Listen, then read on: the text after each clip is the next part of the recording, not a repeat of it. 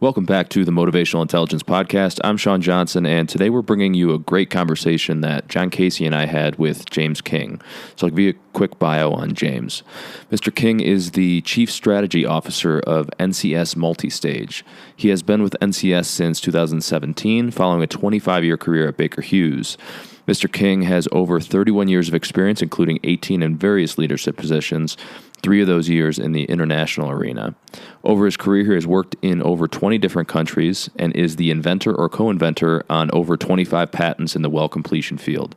He's also held roles in diverse positions, including applications engineering, operations, and product line management. Mr. King received a bachelor's degree in mechanical engineering from Texas Tech University and an Executive MBA from Texas A&M University. He and his wife, Miriam, have 2 teenage boys. He's an active volunteer for the Boy Scouts of America, Troop 8 in Kingwood, Texas.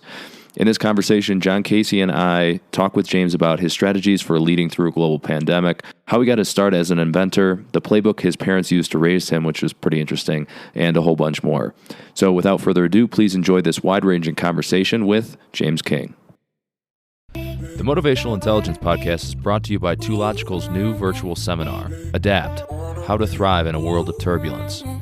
Join David Naylor in this exclusive live event with leadership insights on how to effectively transition and manage your team remotely, create a new team purpose and vision for 2021, turn fear and uncertainty into consistent motivation and action, and a whole bunch more. Go to 2logical.com for more information on dates, and as a listener of this podcast, you get a 20% discount on tickets. Just use the code ADAPT2020 at checkout. The Motivational Intelligence Podcast is also brought to you by Mojo, the mental fitness app incubated at 2Logical. With new insights and guidance every day, people that use Mojo report feeling less stressed and more motivated, boosted performance at work, and improved well-being at home. You even get access to episodes of this podcast up to 2 weeks early on Mojo. Mojo is available through invitation only, so join the waitlist at joinmojo.com to reserve your place in line.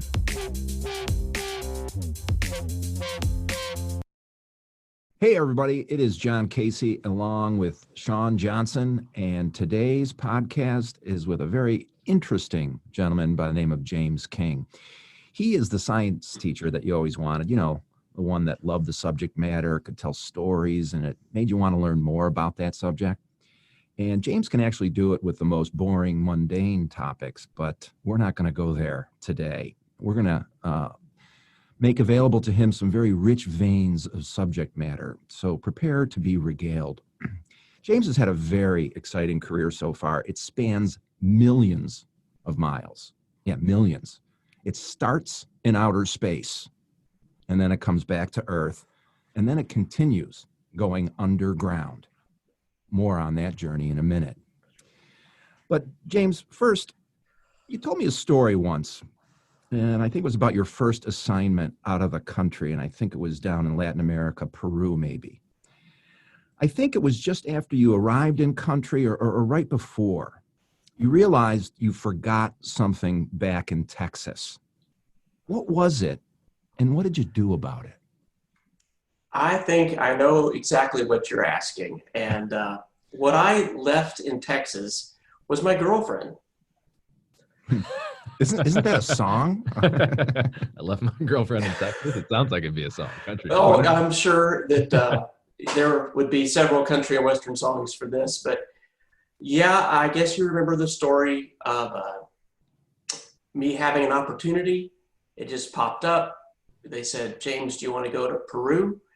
And I said, sounds like an adventure. Let's go. And so I dumped my girlfriend, sold my house, and in 11 days, I was in Peru. I didn't manage to notice that there was actually a war going on, and that it was an exceptionally dangerous place to go work. And after I'd been down there a little while, I realized that I had made a mistake. I had left my girlfriend behind, and so I contrived to go to a training course back in the U.S. and flew back and married her. And so brought her down to Peru with me. And, one of the things that we learned was that starting off a marriage in a foreign country was really a great place to start.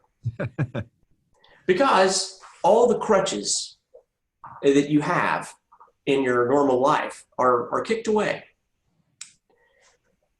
Your friends are, in another country, your family. This was back just at the very beginning of email.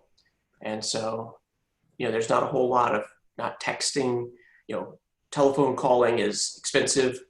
Emails are very slow.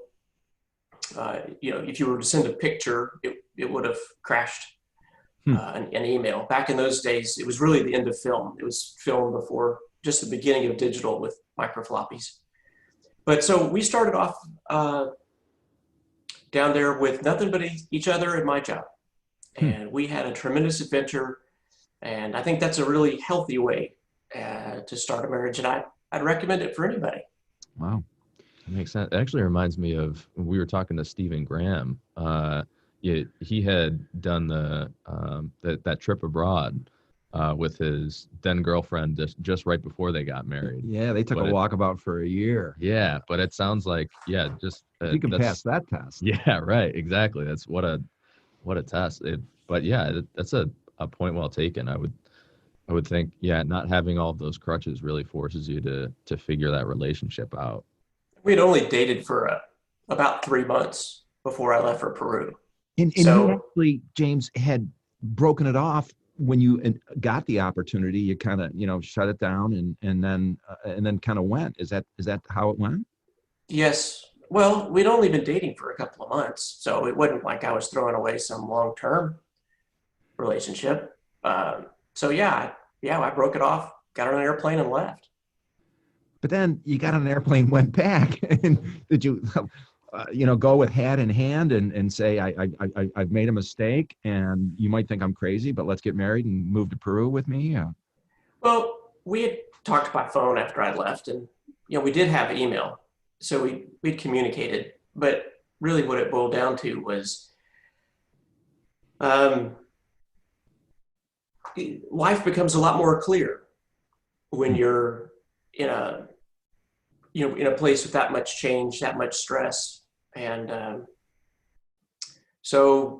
that's basically the way it worked. I went up and proposed. Actually, the night we proposed was in June of 1997. We could look it up on the calendar, but it was a Friday. It was a Friday the 13th. It was a full moon. It was a bizarre rainstorm with clouds at low altitude blowing in different directions than the clouds at high altitude through the moon. And a black cat crossed our path, and we found a ladder and walked under it, and I proposed. And you're not pulling our leg on any of that. No, sir, none of that. That actually is all true. And how long have you been married now? 22 years or so. We actually went back and had our wedding engagement photo taken in the playground under the ladder. Wow. Really testing all the superstitions there. Yeah, it was a ladder up to a slide. I'm sure the slide's been removed for litigious reasons, but we definitely walked under it before I proposed. That's amazing. So, James, you mentioned that last time we were chatting, you mentioned a book that you were reading. It was called Bringing Out the Best in People, How to Enjoy Helping Others Excel, by, I believe it was Alan Lloyd McGinnis.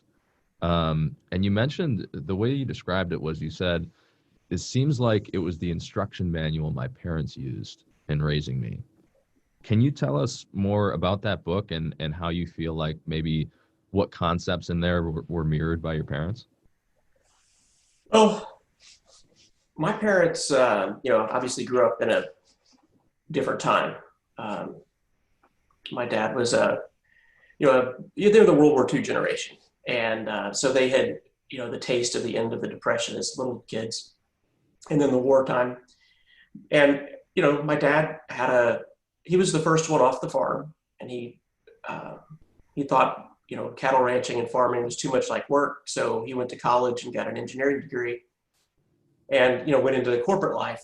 And my mother, when they got married, they sort of took it on as teamwork.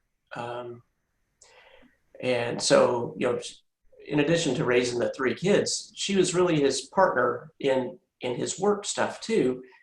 And there was a lot of social, like dinner parties and, bridge tournaments and all kinds of things that people did in those days. And they would go together. And I remember them talking about how they approached, events like that.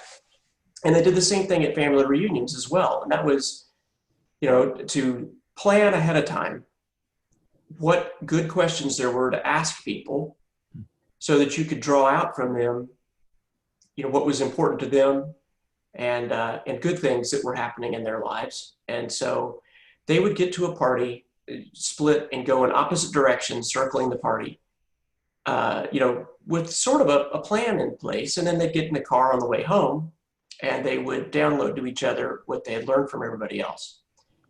But, that's just one example. Another is, you take like our family, we still do Christmas with the extended cousins and have, 30 to 50 families show up for Christmas, and we have every stripe of politics and, livelihood represented in a family that's that large, but it's still a very loving and, peaceful event, even in the political ages that we're in now. And, those are some of the things that my folks were doing to model for us kids how to work together in groups and how to look after people and encourage people and grow people.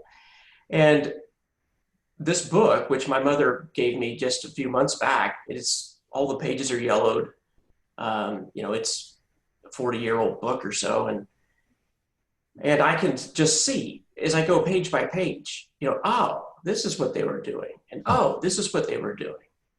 But my parents modeled for me very constructive ways to work as a couple, to work as members of a volunteer organization, and, through church and also at work. And so that book, it's been fascinating to read it now and to look back and say, that I can see how they were applying it. And so either that book was instructive to them or it was reflective of what they were already doing. But for me, it's a touchstone that I'll be going back to as I go forward, building teams and working with people and working in different organizations. So James, it sounds like it's a guidebook, not only for being a parent, leading family, but also for being a boss, being a leader at work and engaging and aligning people. It is. And the same skills that you use in your family life and in your whatever charitable or social organizations you're in and at work, it's really very, very similar things. The only thing that's really different is in some of those domains you can use, the stick, the punishment. I'm the troop committee chair for a Boy Scout troop, and I don't get to fire any of the parents. But the drawing people out, the figuring out what's important to them and listening to stories, to work through encouragement and to give praise in public in little bitty bits and to give criticism in private all at once. A lot of these best practices cross domains. They really do. Yeah. And you mentioned, this was your mom had given you this book. Was it the actual copy that she read that she gave you, or is this she bought it new? I think it's an original printing. All the pages are yellowed and cracked. It's an old paperback. So this is actually the book that she was reading and implementing some of these, Oh yeah. Yes. Yeah. She picked it up off the shelf and handed it to me when I was there. She's 90 years old now, and she's sharp as a tack. In fact, she beats me in Scrabble about 50% of the time. So Wow. I don't cut her any slack. You're not an easy guy to beat in Scrabble either. Yeah, and he'd have some of those weird engineering words exactly. that some folks couldn't even know if they're real or not. Exactly. I definitely get fooled by that. Remember, it's not the words that win the game. It's the triple word score. The triple word score. He's even got the strategy down. Best practice. So James, you mentioned, what's fascinating is, you remember your parents talking before going into parties and things like that, and kind of having a game plan of how to bring out the best in people wherever it was that they were going, which is something that, most people don't do. Most people don't go to a party with any forethought of the people there, what they really are going to want to talk about, or how to make the best of that situation. Can you give us an example of, what would something like, if they were going to a family party or neighborhood barbecue or whatever it was, what would an example of something that they might talk about beforehand and implement at the party? Oh, well, with family, it would be, kids, and, at work, a work event, it might have been, to not talk about their family or home life, or to know that they're involved in some charity or another. One of my dad's customers when I was growing up was in one of those barbershop quartets, for example. And if you wanted to get that guy talking, you ask him about his barbershop quartet singing, and he'd warm right up.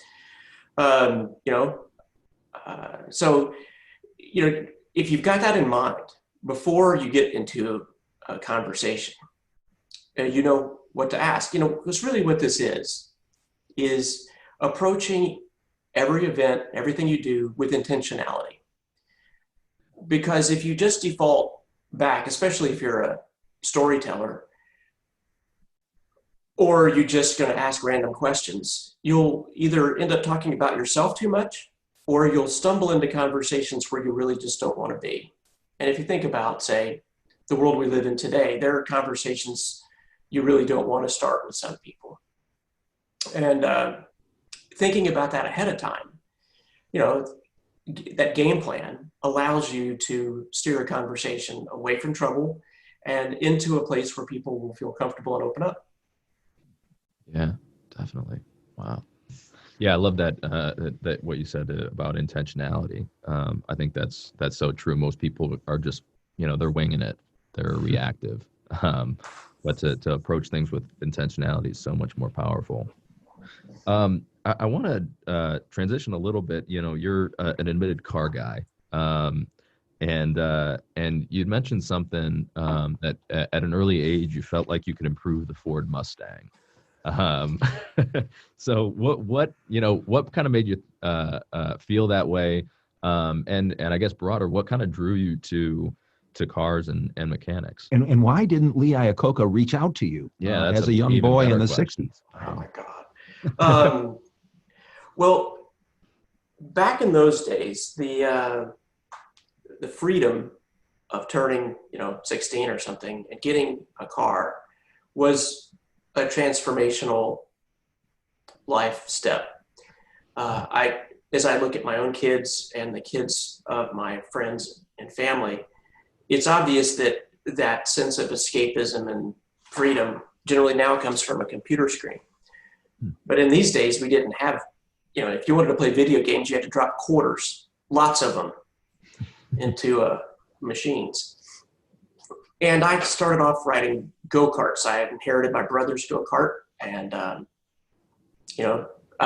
I thought that was fun. And we got a car and started working on it. And my friends and I, we all worked on cars. A bunch of us ended up being engineers. But, the way that I tell that is usually a joke, that story you're referencing. I had a Mustang, worked on it, was barely able to keep it running. But a friend of mine had a Camaro, and I remember being under his Camaro replacing his starter, and it took 3 different wrenches. And I thought, this is dumb. Why didn't they make it where just one wrench would get the starter off this old Camaro?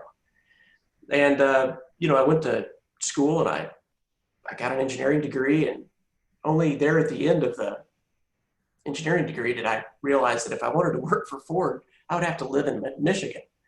And so I didn't interview with Ford.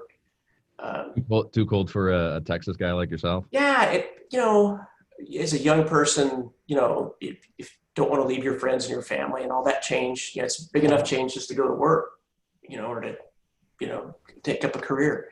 So I ended up going to work for a Johnson Space Center at the Lockheed Corporation instead of doing automotive. The spacecraft was kind of interesting in its own way. But that car mechanics thing, that definitely drew my interest into all things technical and engineering. Yeah. What was it about it? Was it just, making something new? Was it improving something that, existed already? What do you think it was that really drew you to that? Well, I like to go really fast, which is, that was probably what was going on as a 16-year-old. But the lifelong joy that's come out of it is fixing things to make something that somebody else would throw away work again.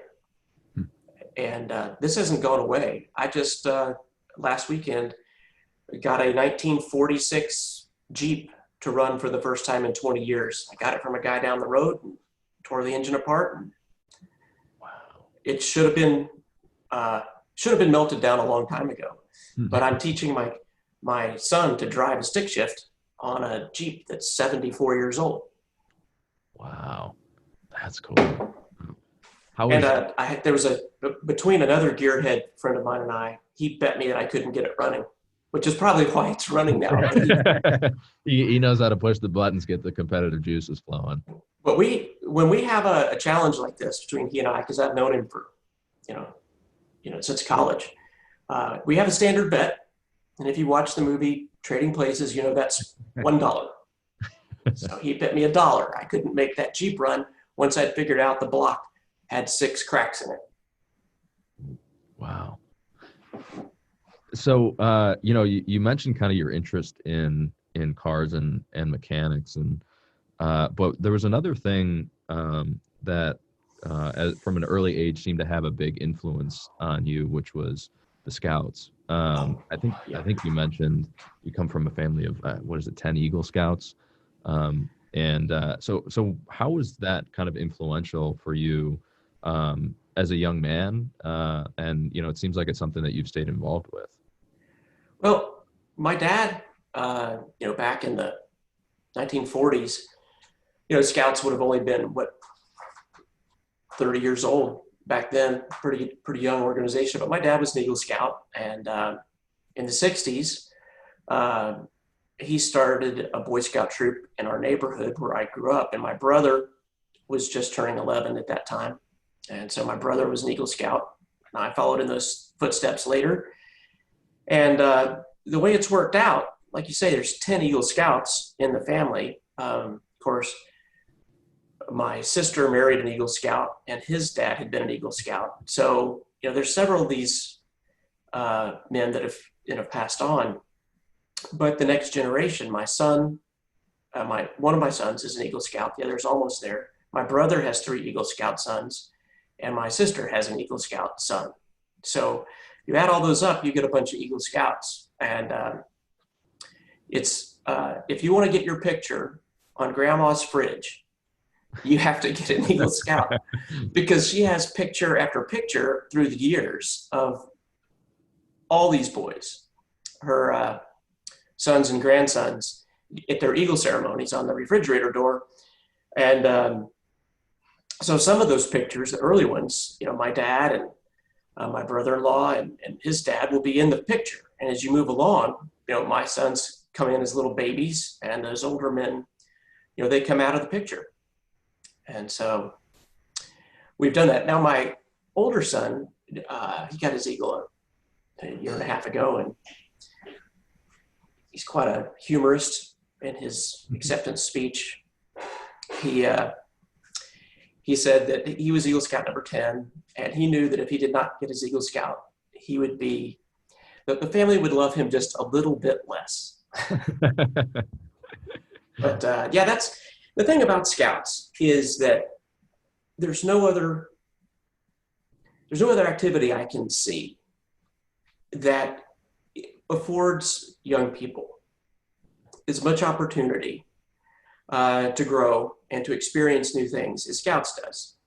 In sports, you get to learn teamwork, and if you're in junior achievement, maybe you learn a little bit about capitalism, and if you're in the a political party, you might learn about citizenship or something. But Scouts gives you the full breadth of experience, and not only does it give you a sequence of experiences, they're sequenced such that when you join Scouts, you have small things that you achieve, a badge or a rank. But as those ranks advance, they get harder and harder. They take longer and longer. They have bigger and bigger service projects. They require more and more merit badges.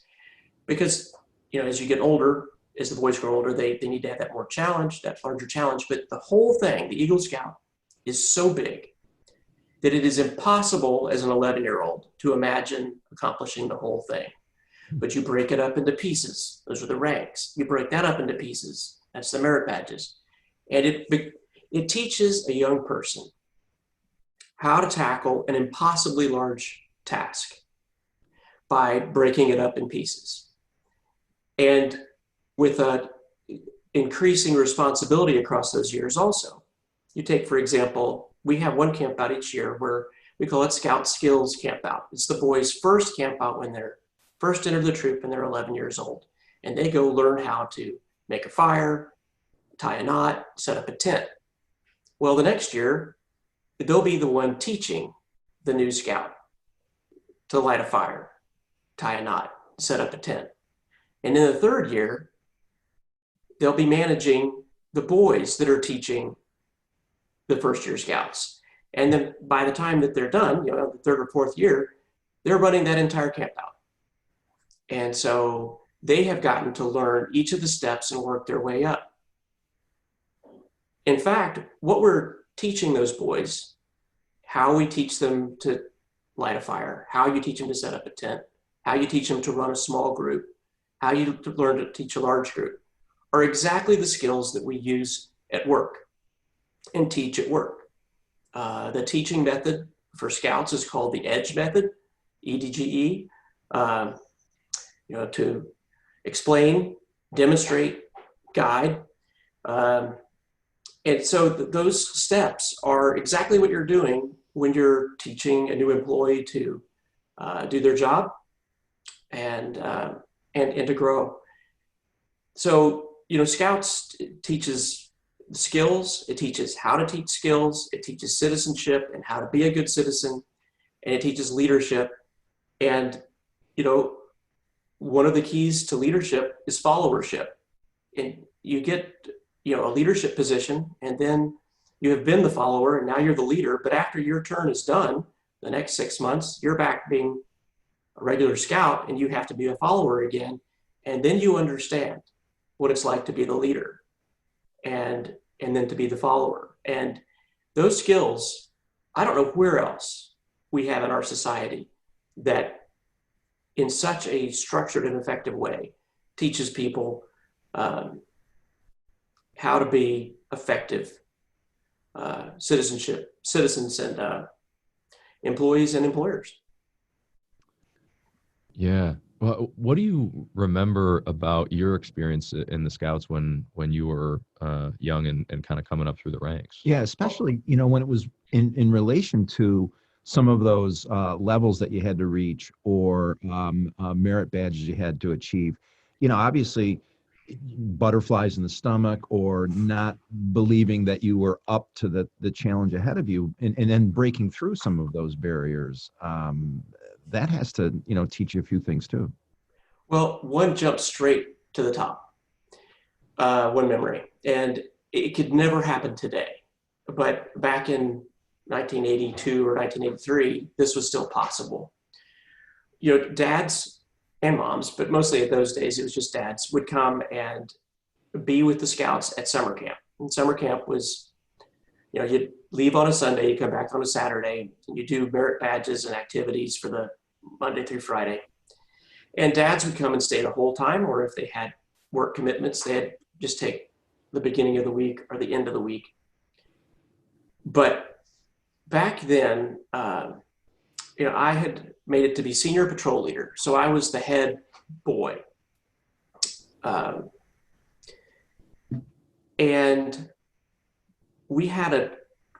the dads had a crisis. And somebody, I don't know, it was a death in the family or whatever. There were no dads to come up to camp. And the dads who were at camp, for some reason, both of them, or however many were there, they all had to leave. And so the choice was to shut down summer camp for the entire troop and send everybody home because there were no adults, or to hand it over to the head kid. I was senior patrol leader, and I ran the troop with no adults. Me and a guy named, I would have been 16. Me and Blake Anderson. We were senior patrol leaders, and we ran the troop with no adults for a couple of days. Yeah, you're right. They wouldn't allow that. No, not even close. We would never do that today. But as far as being forced into a situation where you have to step up, I grew up more in those 2 days than in those 2 years. Wow.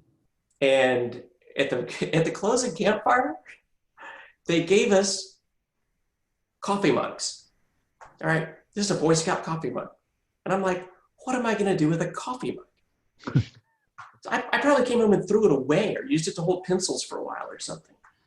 I would give anything to have that coffee mug now. Yeah, what a symbol. Because now as an adult, I'm always carrying a coffee mug at a camp out. And, I now understand what coffee's for. But at the time, it really wasn't that big a deal. It was, this is what we got to do. You do it. Mm-hmm. Yeah. And how many other kids were at the camp that you had to take over? Oh, it was probably 20 or 25. Wow, that's a big responsibility for a 16-year-old kid. Yeah, you can lose one of those. Yeah. Oh, that's a lot. A couple dozen. Yeah. Now, as an adult, we've had boys that have drifted off or gone and done something at that same summer camp 2 years ago with my boys' troop. We had a boy who went and did an activity without telling the adults where he was going, and that still stands out as one of the most terrifying moments of my life, is to think that you lost a boy. Yeah, I used to do fun. I was a fun camp, like a summer camp counselor, and it was always whenever there was a hey, where's Billy? That'll always make your heart drop. Oh, I'm telling you. That was actually a couple years back, but it was my first summer camp as an adult, as a parent. One of the younger boys went on a hike with the older boys when they weren't scheduled to do that, but the kid went and did the hike. It's no big deal. He went on the hike, came back. But for us adults, when we rounded up all the first year scouts and one of them was missing, yeah. Well, James, let me bring you out of the woods for a bit. So you're growing up, car guy, scout guy, Eagle Scout. So then you go to engineer school to study the subjects I avoided until I was like 40. And then you have the next 28 years of your career, which is what I like to characterize as, so he goes from rocket scientist to digging holes in the ground. Okay. It's kind of like the reverse order from what we're taught, keep one foot on the ground and reach for the stars. But you apparently took the reverse journey. You started out from the stars, and then you came back to Earth, but actually you went below Earth. But it's on this journey from the stars back to below Earth that you discovered your professional calling. Tell us about that. Well, I know some of the people who listen to to this will, probably won't like the description as I'm going to tell it, but the truth was, working for Lockheed at the Johnson Space Center was from the macro sense, fascinating. My friends had equipment that flew into space on space shuttles every time it went up. And that's really exciting. But the fact of the matter is, in those days, and probably now as well, most of the work doesn't actually fly. There's a lot of work that doesn't go. And so I was working on a project, a docking system actually for a space station to match up with the space shuttle. And I was working on it. And my roommate was a mechanical systems guy for space station. And he asked me what I was working on. And I said, I'm working on the docking system. He says, well, which system is it? I said, it's the, whatever system. And he says, I don't know why you're doing that because we're not using that system. And I thought, that's really weird. Why am I working, overtime to finish this design project by a certain date? So I went and asked the manager over that project why there was such a date for me to get finished by and what was the hurry. And, I just kind of couched that kind of question. And he says, well, I'm going to headquarters and I need to show them how we're not going to do this. So I need you to be finished so I can show them the design that we're not going to use. That doesn't seem to make a whole lot of sense. Okay, so I'm a young guy. I'm in my middle 20s, and I didn't respond very maturely to being told that my work was pointless. And I came home and I told my roommate, I'm done. I'm not going to work government work anymore.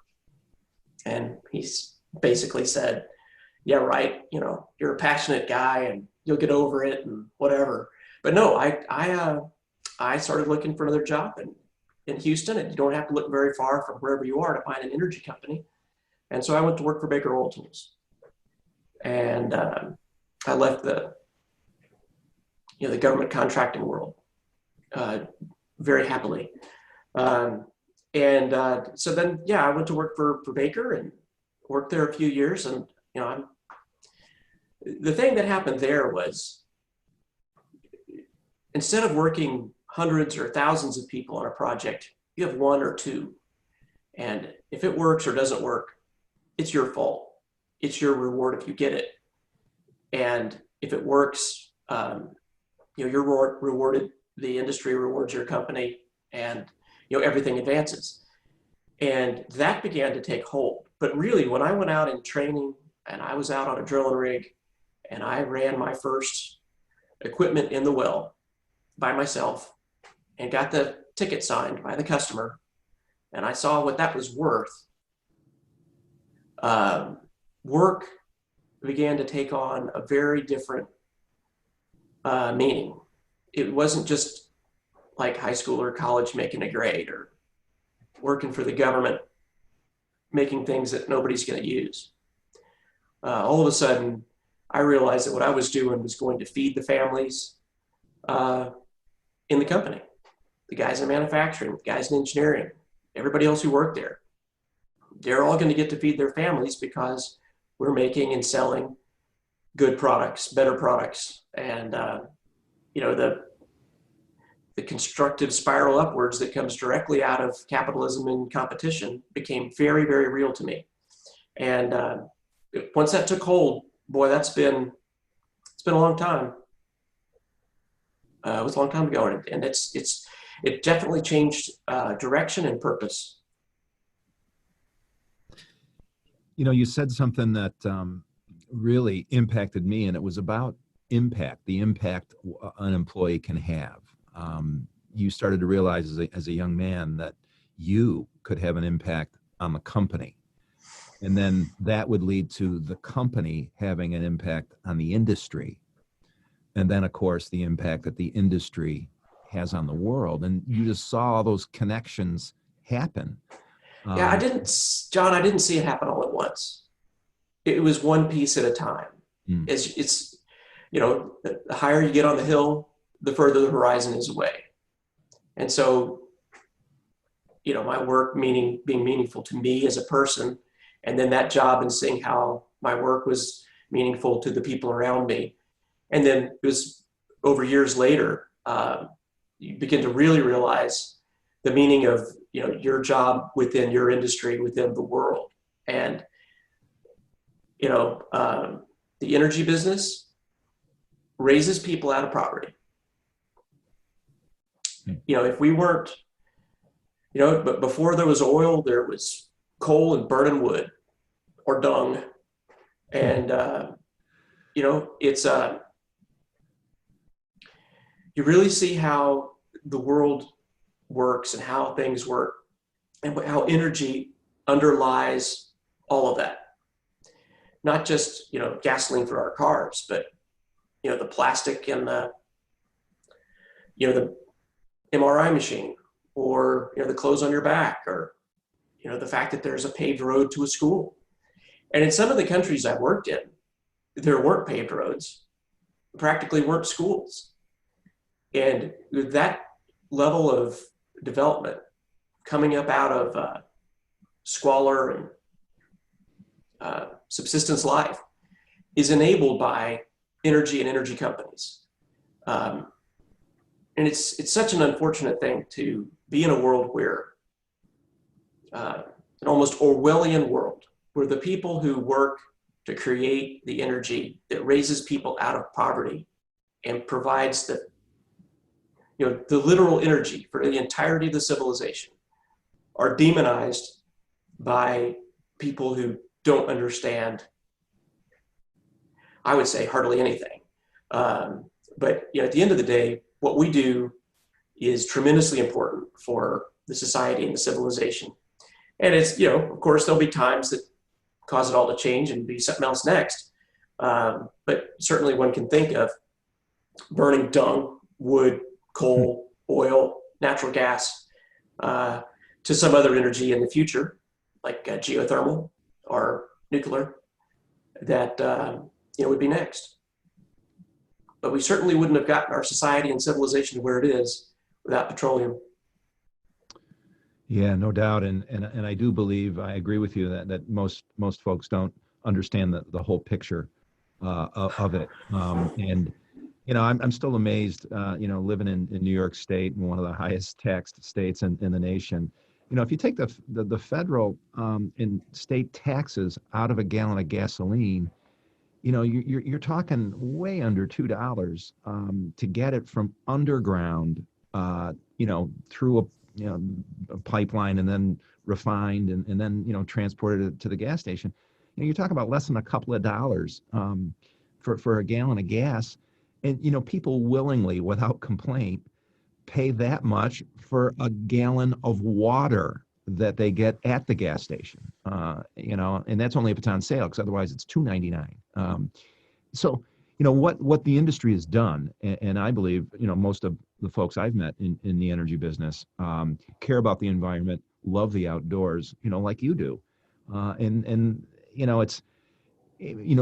It reset my understanding of the industry, learning more about it and meeting people like you. So I thank you for that education and, the understanding that, what you have chosen to do in your career is create technology to bring energy to the world and then lift folks around the world out of a worse spot than they were in. So, is that, you see it that way, but you don't see very many other folks, unless they're in Texas and part of the industry, thinking along those lines, do you? No, I know people who think electricity comes out of a plug in a wall. But the scale of the energy industry is immense, and that's how the price can be so low. But there are people around the world that don't have adequate energy even today. And I know I've told you a story about a guy I used to work with in Angola, and he said as growing up, he couldn't wait to get out of Angola because there had been a communist insurrection and, death and murder and mayhem, as growing up. But he had gone around the world working for an oilfield service company and then decided really what he needed to do was to go back home. And so he managed to get the manager job in Angola and went home. And he feels like his purpose is to get the energy out of the ground and create the wealth to raise his country, Angola, out of crushing poverty and bad politics. Yeah. Well, one of the things I've learned on my professional journey working with energy companies is that there's a wonderful reputation in the industry for mentoring. And, maybe it's through the apprenticeship program or just, some experienced older team member taking a younger team member under their wing. And you've been mentored by some masters, and you have a reputation for being wise counsel for many, many others. Before we get to some of your mentees, tell us about some of those influencers, those that, kind of taught you, not necessarily the X's and O's of being a boss in the energy business, but being a real leader, being a real mentor. Tell us about some of those influencers. Well, somehow that company that I went to work for had a lot of good leaders in it. It was at the time it was called Baker Oil Tools, but that company had a lot of strong leaders and a culture of teaching, without structured training programs near as much as a mentor-mentee type program. It wasn't called that, but you would take a new employee and attach them to a more experienced person, and you'd learn the ropes. And, I was sent in my training program from district to district to district to learn each of the products. And in each of those places, I'd find somebody and they'd coach me along and I'd learn. But yeah, it was absolutely just part of the culture of setting an example and teaching. Of course, as generations change, more structure was added to that. I think that, the additions of structures that we did will have more people to thrive, but many of us thrived in a much more Montessori environment, with a mentor-mentee, structure underneath. And there were a lot of those folks that I really looked up to and said, I want to do what he does. I want to be as good as that guy, and absorb from them the skills and the mannerisms and actually the language of what those people did right. And this takes both halves, right? As you say the mentee or the learner, you have to have a mindset of learning the right things and sifting through the wrong things in order to accomplish the goal. I heard and actually this is from somebody that you mentored. I heard them talk about a technique, and I said, "Wow, that's brilliant! I love that. Where'd you learn that?" He goes, "James King." And this is the and I think you learned it from a boss. You can disagree with me 3 times. What is that technique? Explain the technique, where you got it from, and then how have you passed it on? Oh, I'm having a senior moment forgetting the guy's name, but there was a colleague of mine who gave me this piece of advice, and he said he used it with his employees all the time. He says, I let people disagree with me 3 times. On the 3rd time, I tell them just do it my way no matter what. And I absorbed that lesson, and I make it very explicit with employees. Essentially at the first meeting, when you're laying out the ground rules of how you're going to interact as an employee and employer, boss and employer, relationship, I say, I pay you to disagree with me up to 3 times. What I have found is if somebody is brave enough, strong enough, and feels strongly enough about something to raise it twice, I probably need to listen. And if it comes up a 3rd time, then they come to realize that there's probably something I can't tell them that's the reason they can't do the thing they want to do, or we don't change it to the way that they're suggesting. But I have found that to be very useful for me as a leader, because I get better ideas from my folks. And my employees like it because they feel empowered to really think about what they're doing. Because they know they're not going to be reprimanded or ridiculed or just turned aside, because I've already told them that I pay them to disagree with me.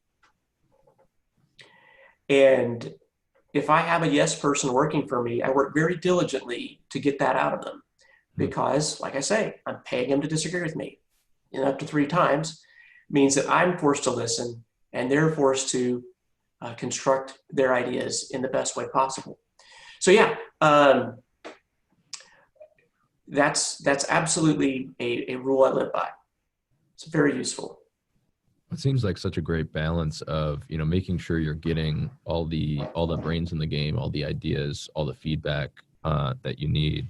But, keeping some structure around it so that it doesn't kind of devolve into chaos. And you're still actually able to get things done. It seems like that disagree 3 times is kind of the perfect balance of the two. Well, it works. Yeah. Go ahead. Do you find that on the 2nd time or the 3rd time, they've actually restructured their argument and they've dug a little deeper and they've actually started to develop some persuasion skills? And then, to address that, and then, how often have you changed your mind and gone with the direction they want to go in? There's 2 parts to that, to answer that question, at least. One is, no doubt, if they feel strongly enough to come back with an idea the 2nd time, they will have thought it through much better and be much more persuasive and have a much more detailed plan. The second half of that is, I've probably had time to think about it and chew on it and challenge my own assumptions on the reason I said no. And so sometimes this is actually, it plays out where I know what's going on and they know what's going on, and we're playing it out where they're making a better argument and I'm thinking about it. But absolutely, I would say most of the time, let me think about it. Yeah, most of the time I change my mind because it's not my job to have the best answers. As the leader or the manager, it is not my job to have the best answers. It's my job to ask the best questions and to get the best answers out of all the people that work for me. Because if I have to think of everything, if I have to decide everything, if I have to do everything, I'll have a stroke. My scope of responsibility is way too wide to be a control freak for everything. It's much easier for me to manage a wide swath of an organization if I have highly empowered, intellectually engaged employees who are willing to think through the best way to solve problems and then structure their questions to me such that they can change my mind or convince me. Yeah. Well, I think this is actually it's a great segue into something else I wanted to talk to you about, which is most people, when they think about big global organizations like a Baker Hughes, where you spent a good chunk of your career, they don't think of innovation necessarily, or in big organizations, often people think it's and it is hard to innovate and hard to change the status quo in organizations like that, that are just that, have that size scale. But you have, I believe it's 26 patents under your belt. So you obviously kind of cracked that code a little bit. Can you tell us, how did you in such a big organization so successfully innovate? Well,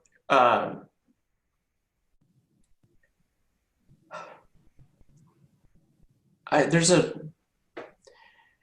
little maverick in my personality, but what happens in a large company is frequently you can hide and just go with the flow and have your rough edges round off and get by and leave it to somebody else to come up with the ideas.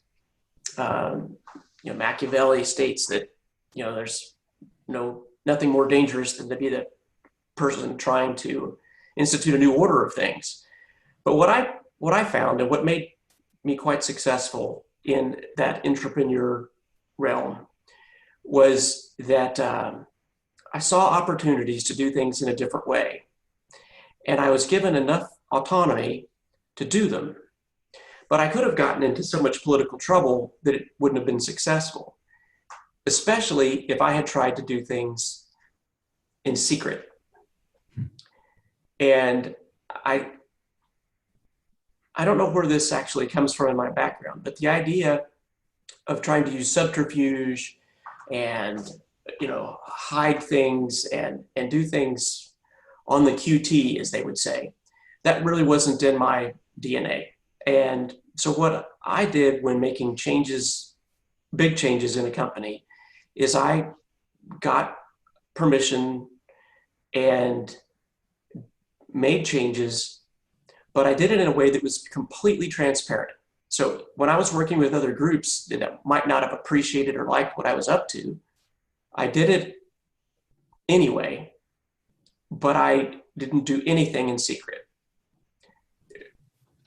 In at least in my telling of this, nobody should have ever been surprised at what I was up to. And they might have disagreed, but success in these endeavors let it continue. And some of these changes became permanent within the company, and then some lasted only a generation or two of leadership after me. But the world changes, the company changes, the environment changes, and so no structure, no corporate structure, no organizational structure is correct ever. It's always a matter of context and changes over time. As things are dynamic, you need to decentralize your decision rights and control. If things are contracting or stable or in a place where there's a lot of regulation, you have to centralize control.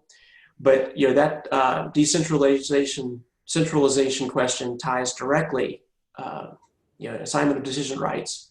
This ties directly to this.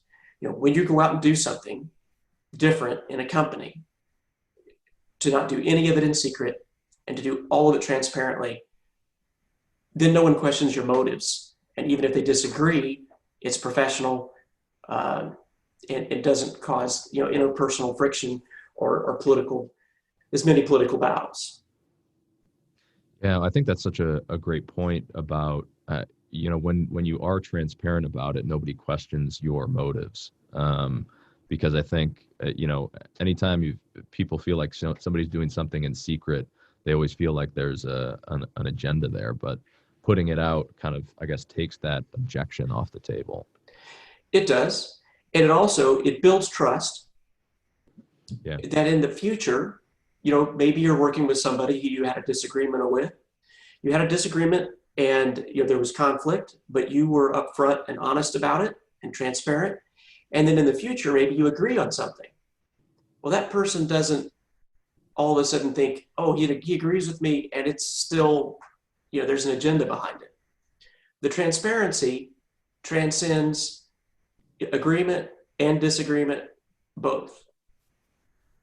Yeah. Well, and you mentioned, early you would get permission from people to, I would assume this maybe is a direct superior or something like that.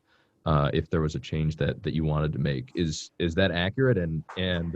Or maybe not entirely? No, that is accurate. I mean, how did you go about doing that?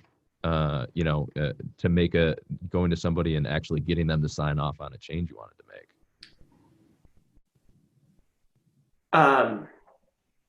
Well, it's just that.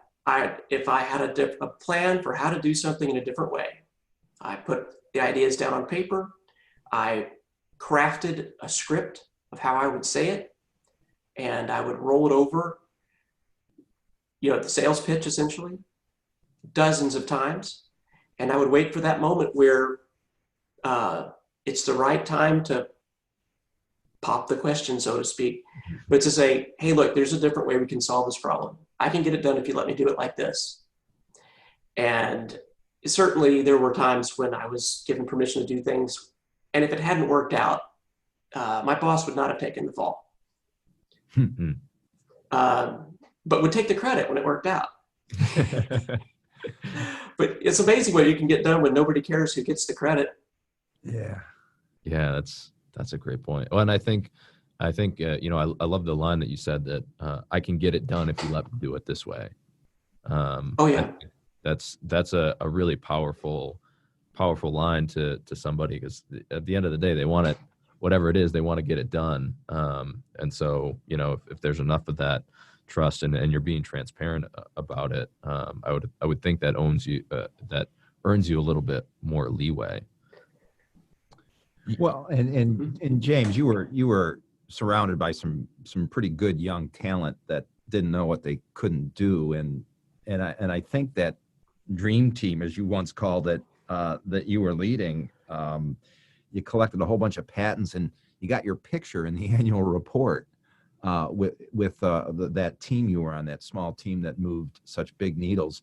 And now those team members are well-known global leaders in their own right. So that must have been a very special time for you, getting I guess, enough rope to hang yourself, but then really making a difference, and also showing others on your team kind of how to lead by example. Is that accurate? Actually, that's very accurate. I mean, you've heard me tell the self-deprecating joke that I felt like I was the teacher of the gifted and talented class for several years. But I had 4 engineering managers in a row that were, much more qualified than I was, but I had the lucky accident of being born first. And, they all turned out to be fantastic leaders and accomplish great things and go very far around the world and up the company. And, there are several things that I absolutely ironclad rules when you were working for me. We did not call any engineering projects that we did cowboy, and we said nothing that we did was going to be called skunk works. We were given permission to do engineering work within operations. The way that we were allowed to do that is because I asked for permission, got it, and did it transparently. And nobody thought that we were doing something stupid and dangerous. We were just doing it faster because we had the ability to do that. And we made a tremendous amount of money for the company in the long run. And later, when Baker sent me off to get an MBA, I learned what we were actually doing. And that's the allocation of decision rights and decentralization of control during a period of dynamic change. And at that time, that was exactly the right thing to do. I wouldn't ever say that was the right thing to do in every market, at every time, for all time, everywhere, in every company. You certainly wouldn't decentralize control of the design of nuclear power plants or a highly regulated environment like working in the Gulf of Mexico, in the oil field. But on land, in an environment that was changing really fast, where there was very little risk of a failure causing an HSE problem or even a high financial risk. It was a low risk environment. It was a time of fast change. It was time to decentralize. The company allowed us to decentralize. I had the right people to get the work done. And we did very well. Yeah, no, I think that's, understanding the context. But it does seem that, given the right context, that decentralization enables you to move with a little bit more autonomy and therefore, pump out some more innovative ideas or do things faster than maybe in a traditional structure. That's true. And there's a lot of theories that have developed over the years since then, agile and whatnot, that take advantage of decentralization. But there are things that underlie decentralization and agile and Scrum, and that is in particular, an understood shared set of rules or values. What things you have the liberty to work within, which things you don't have. For instance, for an example, we engineered products and operations, but all of my engineers had previously worked within the centralized engineering group. So all of them knew design standards, or at least design guidelines and drawing standards and how to do the work, the fundamentals. So once those fundamentals were understood and mastered, then empowerment and creativity and decentralization worked really well. Because the work that we did was acceptable to the centralized group, we could do this, we could pull it off. But it's not just anywhere, anytime, willy-nilly, chaos. It was very organized chaos. Yeah, sure. Well, and so you were at Baker for a long time, but 3 years ago you left and you joined a smaller energy service company, NCS Multistage, which I believe was founded by a former colleague who sounds like had been trying to recruit you for quite some time. How is the transition to going from a giant corporation into a smaller, more startup type company been? Oh, this has been really a whole lot of fun and an interesting intellectual and professional challenge. But yes, I was recruited away by one of my former supervisors, actually two of them. And they brought me over into a small company that had grown up in an entrepreneurial environment. And so they figured that, I suppose, putting words in their mouth now, but since I had, I'd figured out how to set up and to use structure without bogging all of progress to a dead stop, that I could help a young entrepreneur-based company gain some of the discipline of a larger company, but not lose the innovation and speed of the smaller company. And that's still a work in progress because we're in the middle of the largest industry collapse in the history of the industry. Some people will say it was all predictable, but I would say that it's two black swans to have the Saudis and the Russian price war at the same time as worldwide pandemic. Yeah. For destruction of demand that's completely unheard of. For 20% or so of the world oil demand to disappear in a month is not that's not normal. Yeah. So I want to circle back to the volatility in a moment, but you mentioned kind of working to that's still a work in progress, but working to kind of set up the structure in the company where you get the best of both worlds of really you're getting things done and done the right way, but you're maintaining that level of innovation. What kind of concepts or structures are you trying to implement, or what's your kind of philosophy around that? And is it stuff that you learned while you were at Baker, or a combination of things you pulled from different places? Well, certainly it's a combination of things I've pulled from different places. is how I manage people, dates back to these lessons taught by my parents and, good books I've read, mentors I've watched, and quite, not to put too fine a point on it, but things I've learned from John Casey at Too Logical and how that's tied them together. But, at the new company, setting in place those basic structures from which, trust and understanding come, like design guidelines and drawing standards, and how you do job books and document your work, and how you measure what's going on, because you can't manage what you don't measure.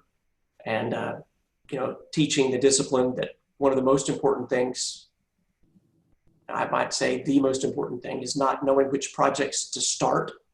It's knowing which projects to stop. And, so I have worked diligently to teach people that, once you get over your skis or it's taking too long to get something done, there's nothing wrong or embarrassing about stopping a project. Back in the day, I canceled products that I had invented. I was an inventor, amongst others, on some things, and decided we weren't going to make that anymore and just kill it. And it's knowing when to stop that allows you to have the bandwidth to do the new thing, that allows you to grow and go forward. Because if you have to finish every single thing, it's the same as your to-do list every day, you'll get bogged down. You have to cut bait. Sunk cost bias can drown, especially a small company. I'd say a large company too. You just got to stop the things that are not the right thing to be working on. Even if you're, as engineering would say, one test away. That's like getting halfway to the wall. If it's get there, you gotta know when to cut. Stop. Just move on. That's painful.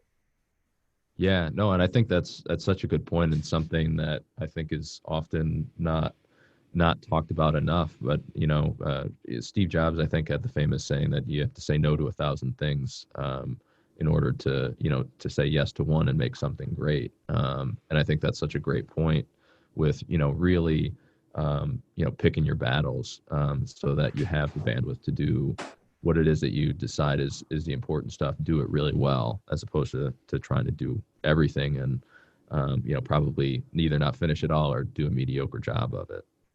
Yeah, there's actually, I could probably go on all day talking about the philosophies and structures of how to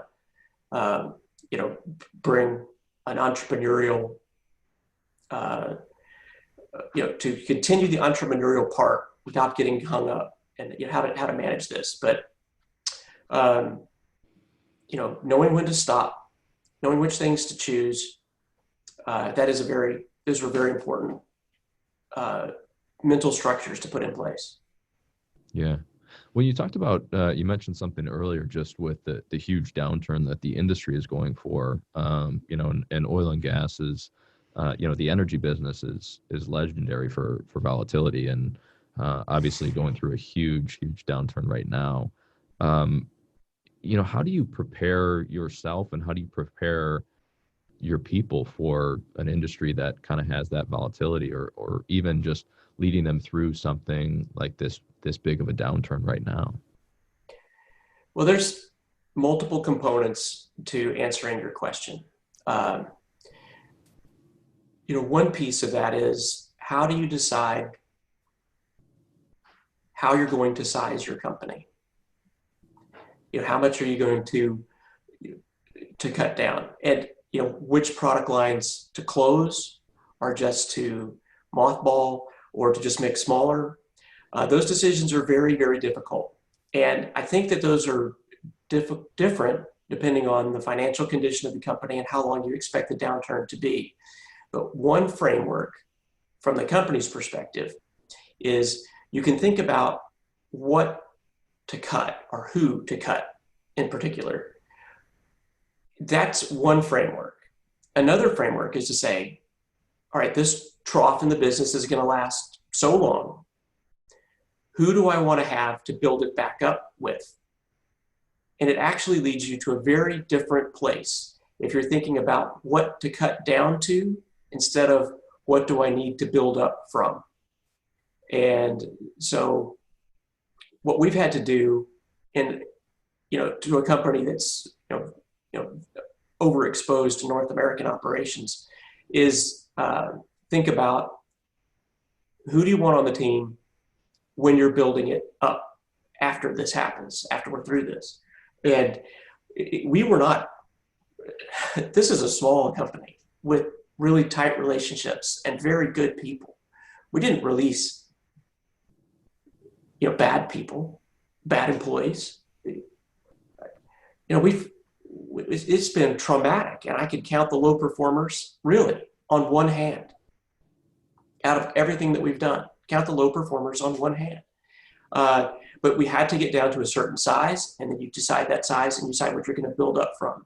So then when you talk about how do you get your employees ready for this? Well, you don't have to do very much if people read the news.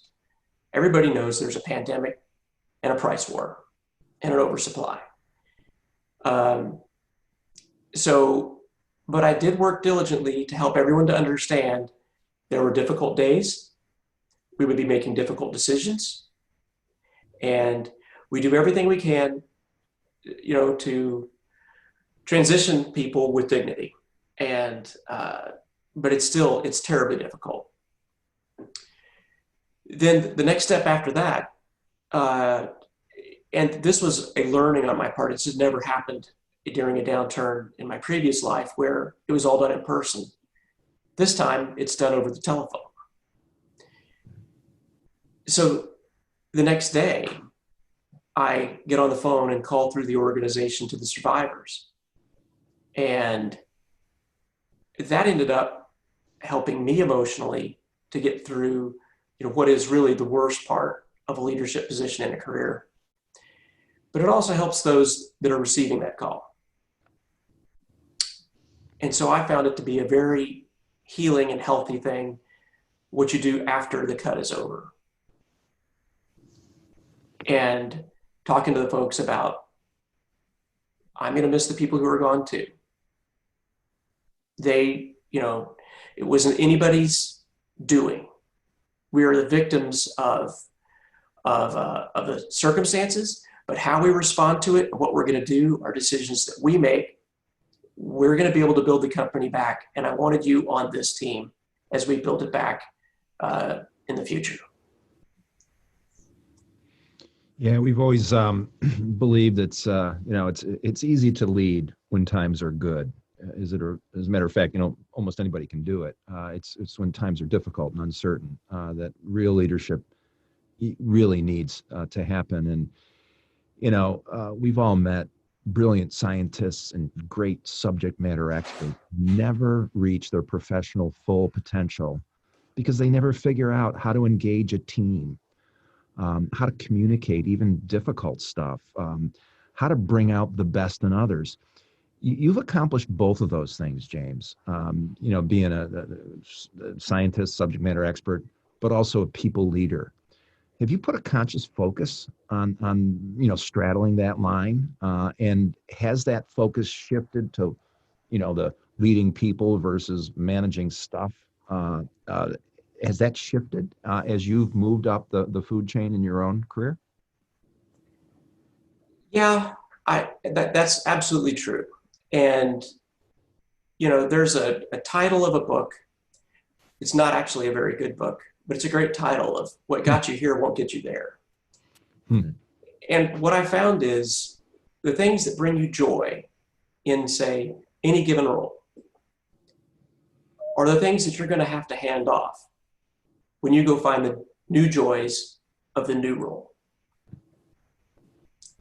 I used to love the sense of satisfaction in designing a piece of equipment and having it work, or fixing a piece of equipment and having it work. Well, once you're managing those people, you're no longer doing that job. You're coaching and leading and teaching the people who are doing that job. And that goes all the way up. There are parts of my subordinates roles that are much more fun than what I have to do by far. And the way I decide what I'm going to do each day, part of my triage is I look at a problem and say, is this going to be fun to solve?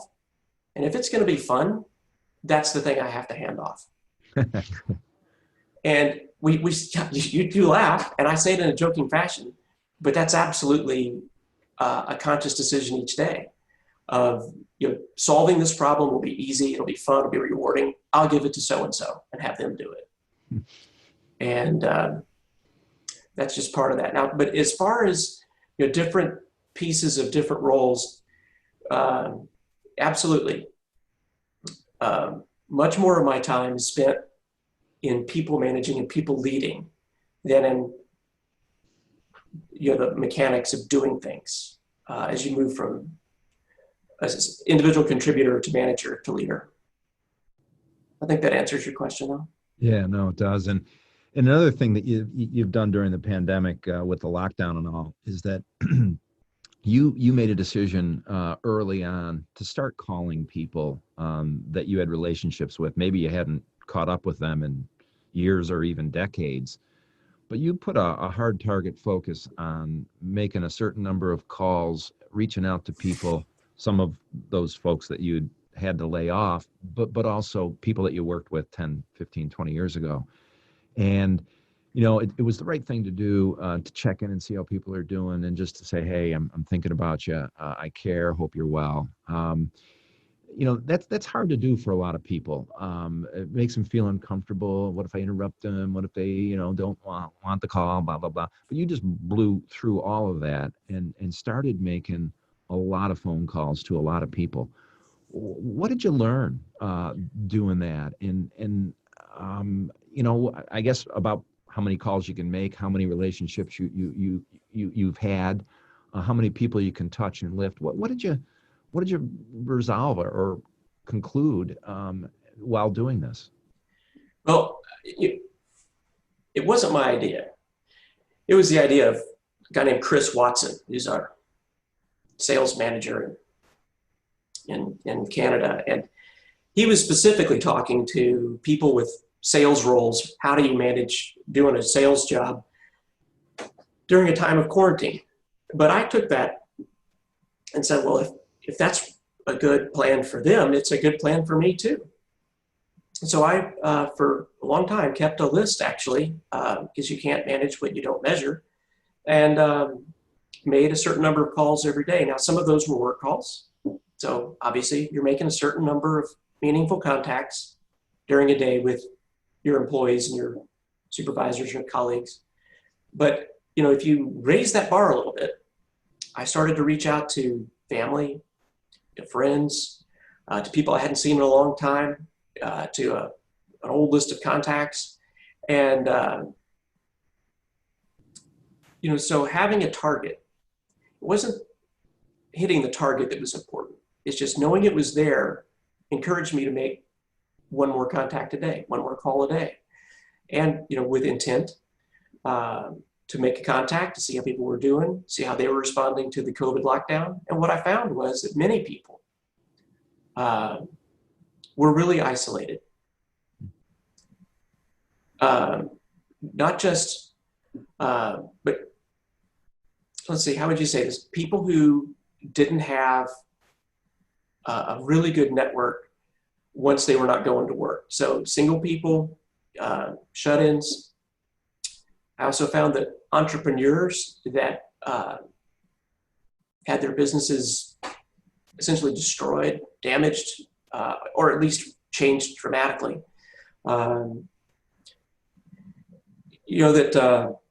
Empty nesters, these folks really appreciated a call. And, so with intent, I kept a list and made calls or text messages or emails with the intent of just connecting with folks. And I found it to be pretty healthy for me and really helpful to those folks, especially people who really, really didn't expect a call from James King.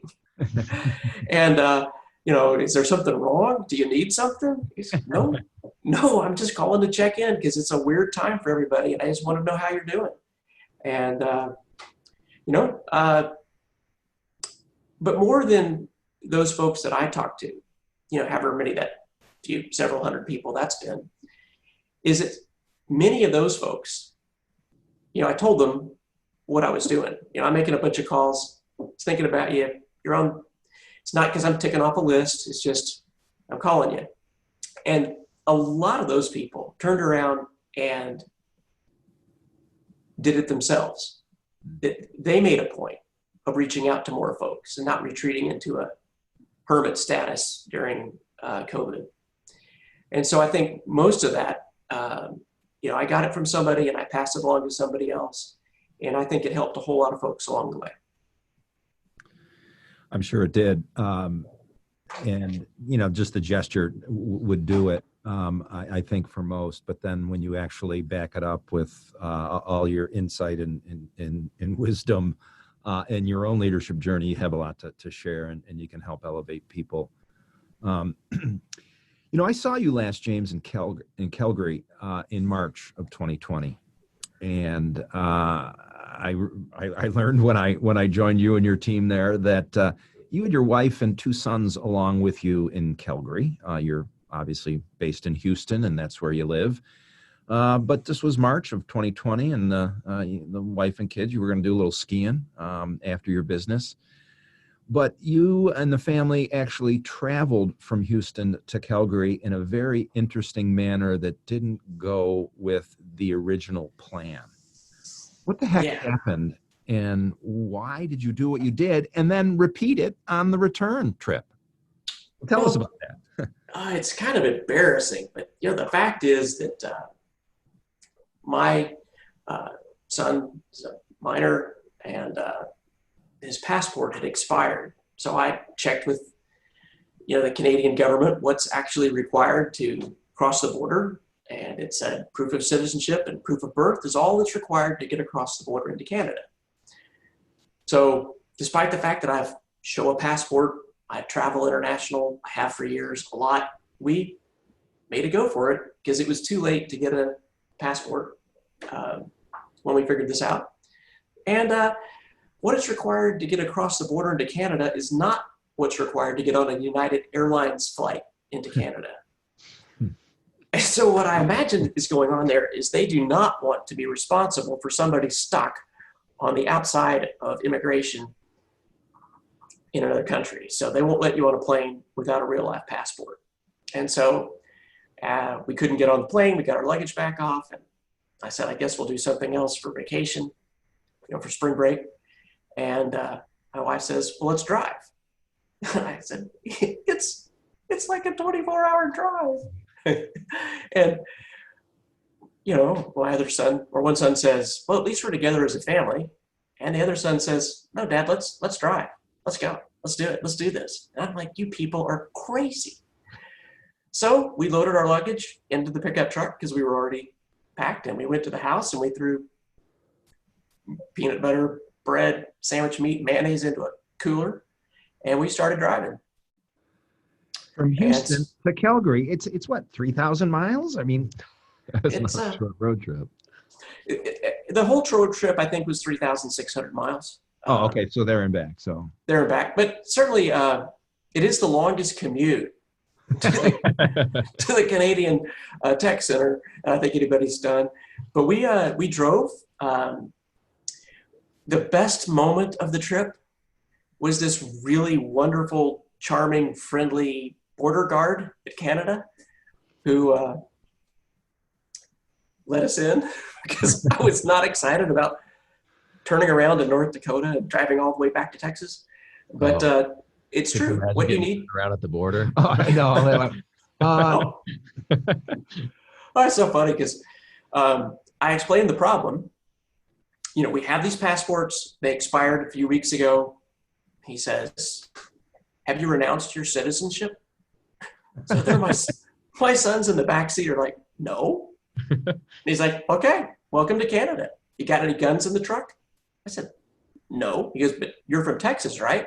I said, yes, but I cleaned it out before I came to Canada because I know how y'all are about that. And so they let us across the border, and we got to go to Banff. It's beautiful. My sons learned to snow ski, snowshoe, wear clamp-ons, ice skate. Those are four things they had never done before. Wow. And, they got to hear a sound that I had never heard before, which I think many Northern folks like yourself or Canadians, it'd just be second nature. But that's the sound of a quiet day with nothing but the scraping of the skates and the slapping of the sticks, playing hockey on a frozen pond. Yep. Not something I had ever heard before, but I knew when I heard it, I thought, there are people for whom this is a really, really meaningful sound. And got to see that there on Lake Louise. Anyway, we had a great trip. That was the last time you and I were together, teaching that group of folks of, the leadership techniques that have worked so well. Well, and then, you were exploring that week. I remember this vividly about, how can we get home so we don't have to drive? And you had your car up there. You were going to trailer it. You were going to, fly everybody home and all this. And then the family vetoed it again, right? It's exactly what happened. I was calling shipping companies, train, they move cars from Canada to the U.S. all the time. There's manufacturing facilities in Canada.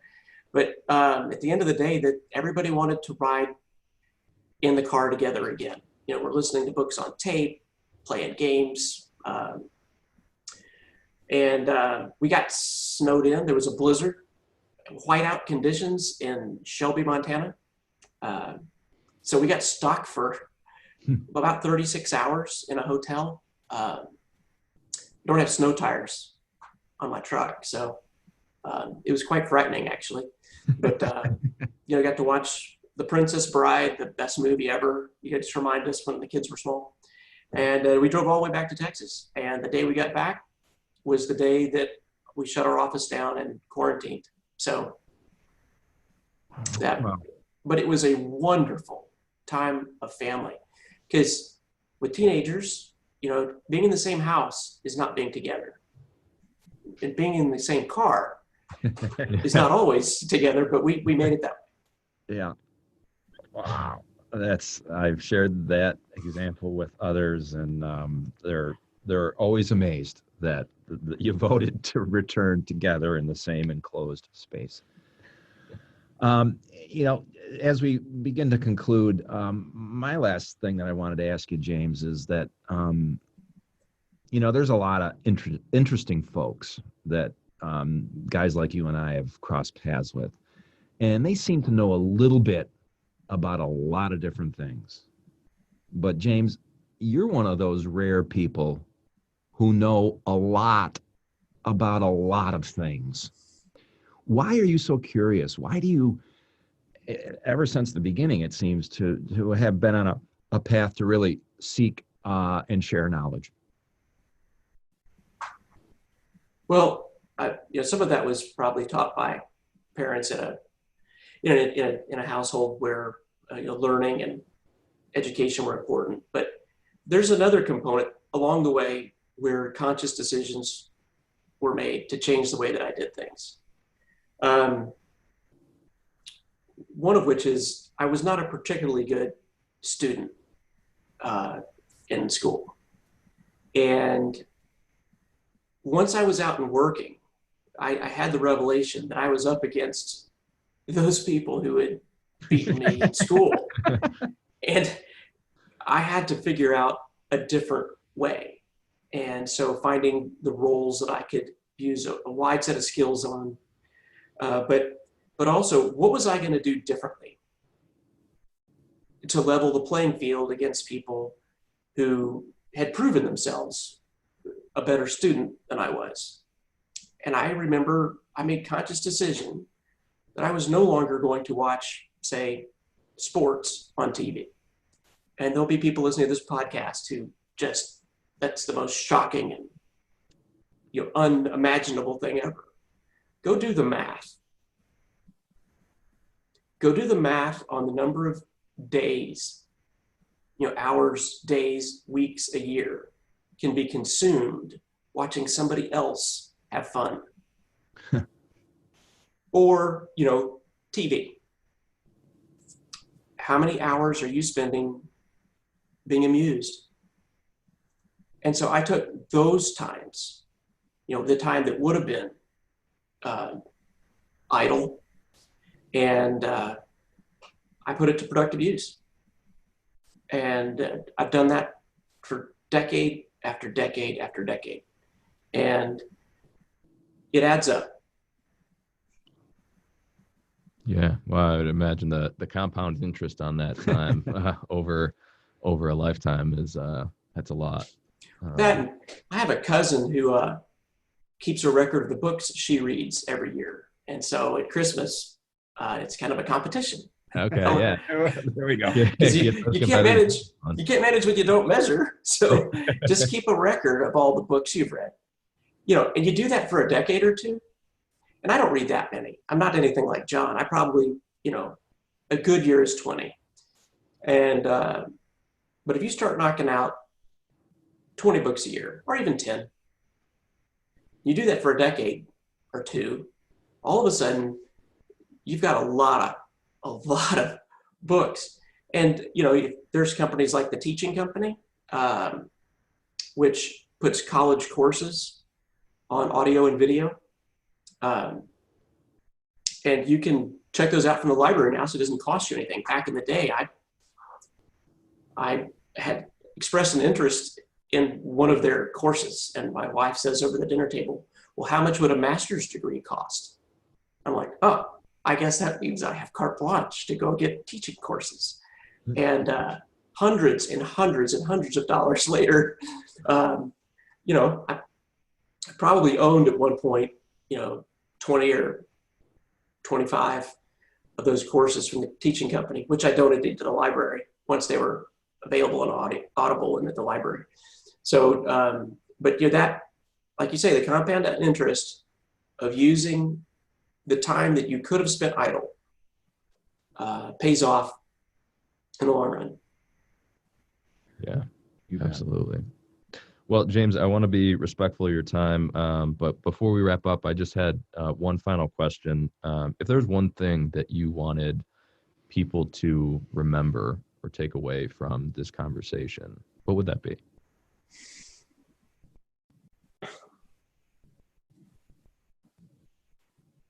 Well,